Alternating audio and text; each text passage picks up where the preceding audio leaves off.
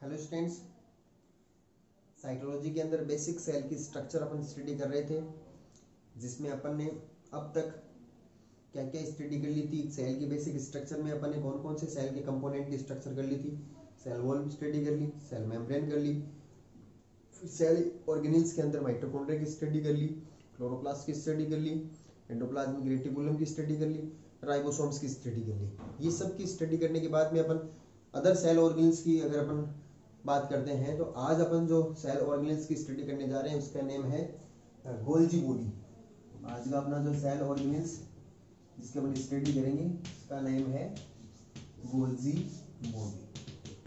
ठीक है, तो सेल ऑर्गेनेल्स की स्टडी अपन किस टाइप से, यानी क्या क्या चीजों की इसके बारे में स्टडी करते हैं अपन, डिस्कवरी किसने की, इसके अदर नेम्स क्या क्या है, इसकी स्ट्रक्चर और इसके फंक्शन, ये मेन चार बातों की अपन को स्टडी करनी होती है। तो सबसे पहले अपन बात करते हैं डिस्कवरी की। डिस्कवरी,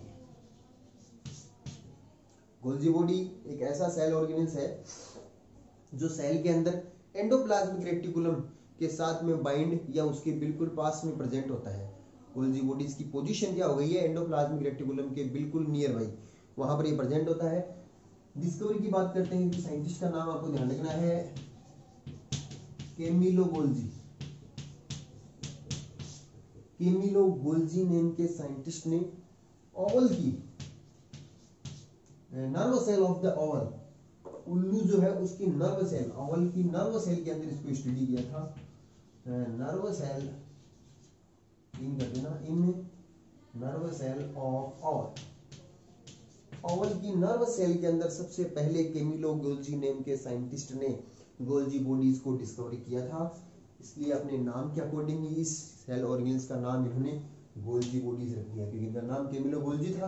किस सेल में देखा था, नर्व सेल में देखा था, और वो नर्व सेल किस ऑर्गेनिजम्स की थी, ओवल की नर्व सेल थी। ठीक है, ये डिस्कवरी से रिलेटेड बात हो गई है।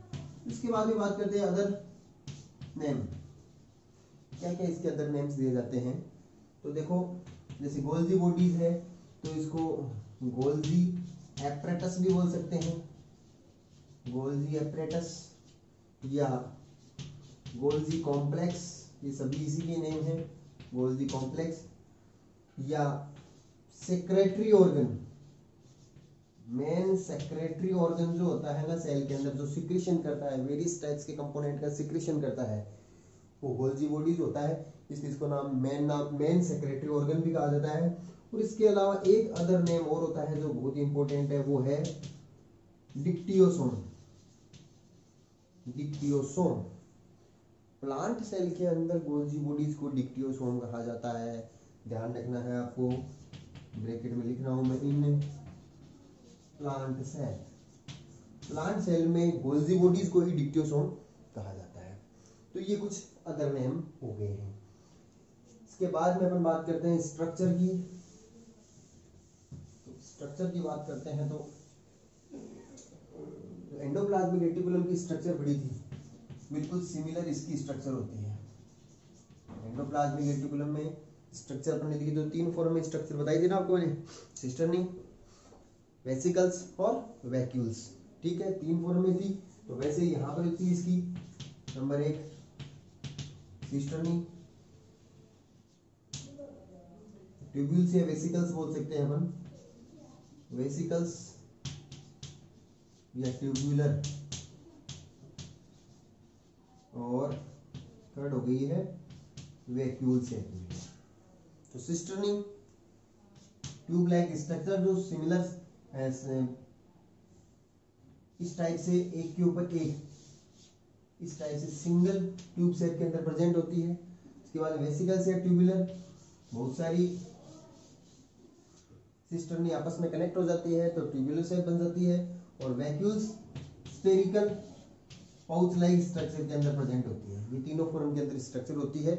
तीनों को आपस में कंबाइन कर दें तो एक मेन डायग्राम गोल्जी एपरेटस का जो है वो किस टाइप से बनता है, वो भी अपन यहाँ पर बना करके देख लेते हैं। तो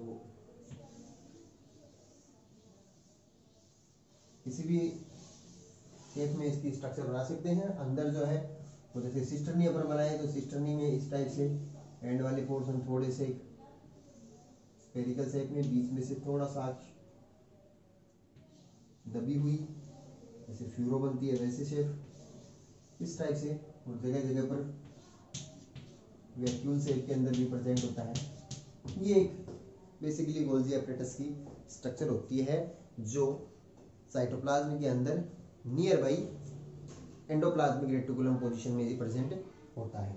ठीक है, इसके बाद में आगे स्टडी करते हैं गोल्जी एपरेटस की।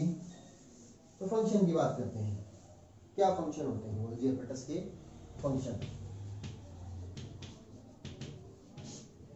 की बात करते हैं। तो देखो, नंबर 1 फंक्शन मैंने आपको बता ही दिया था, सबसे मेन फंक्शन जो होता है गोल्जी एपरेटस का वो है secretion of various substance, secretion of various substances. Like कौन कौन से सब्सटेंस का मेनली सिक्रीशन करता है? Glycoprotein,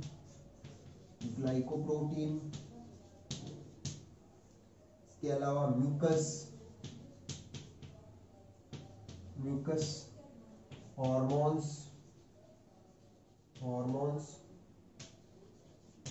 etcetera. ये सब कुछ सब्सटेंस है जिनका सिक्रेशन करता है गोल्जी एपरेटस।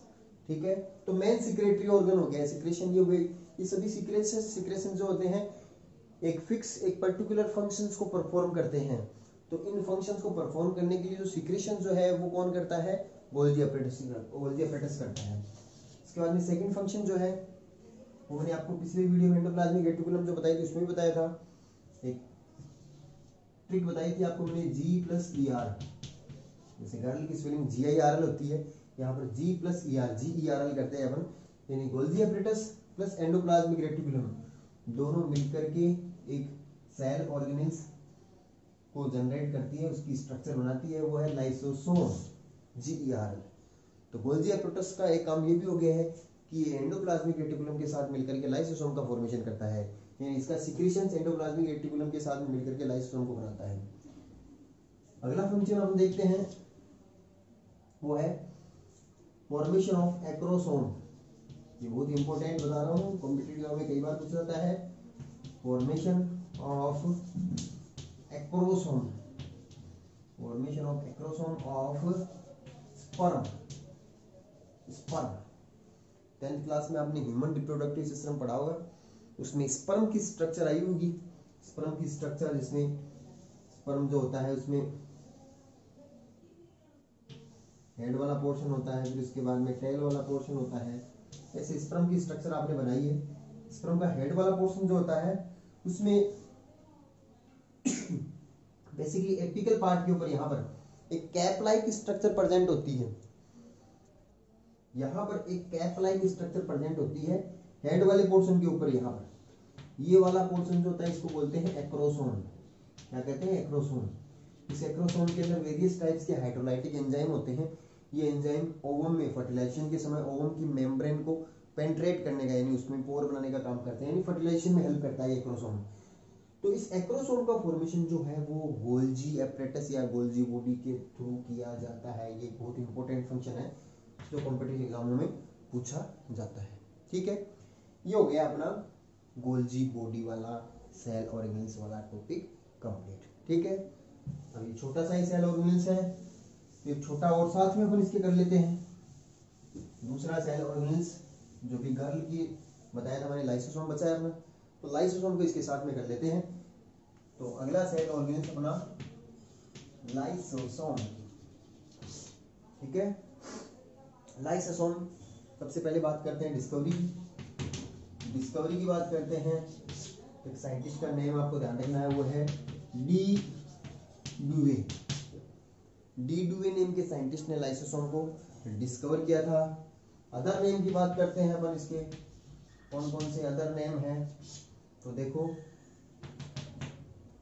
इसका तो मेन एक ही अदर नेम है, वो है suicide bag of the cell. Suicide bag of the cell की सुसाइड बैग लाइसोसोम नेम के सेल ऑर्गेन्स को कहा जाता है। क्यों कहा जाता है उसका रीजन मैं आपको अभी बताऊंगा। स्ट्रक्चर की बात करते हैं तो स्ट्रक्चर जो होती है उसकी लाइसोसोम की वो मेनली स्फेरिकल शेप में यानी राउंड शेप में स्ट्रक्चर होती है। इसमें कोई ज्यादा कोई सिस्टम नहीं है, सिर्फ चारों तरफ से एक मेम्ब्रेन होती है, सिंगल मेम्ब्रेन होती है जो लिपोप्रोटीन की बनी होती है, यानी सेल मेम्ब्रेन जो होती है वैसी एक मेम्ब्रेन प्रेजेंट होती है। और अंदर की तरफ वेरियस टाइप्स के हाइड्रोलाइटिक डाइजेस्टिव एंजाइम्स प्रेजेंट होते हैं। यानी अंदर कौन से एंजाइम है? हाइड्रोलाइटिक,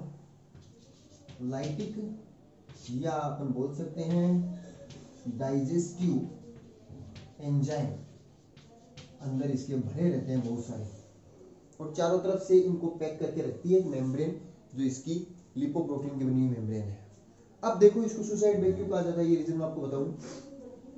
अगर लाइसोसोम्स की ये मेम्ब्रेन अगर ब्रस्ट हो जाए, कहीं से भी ब्रेक डाउन हो जाए, टूट जाए, तो ये एंजाइम सभी बाहर निकलने लग जाएंगे और ये एंजाइम सेल के अंदर फैल जाएंगे।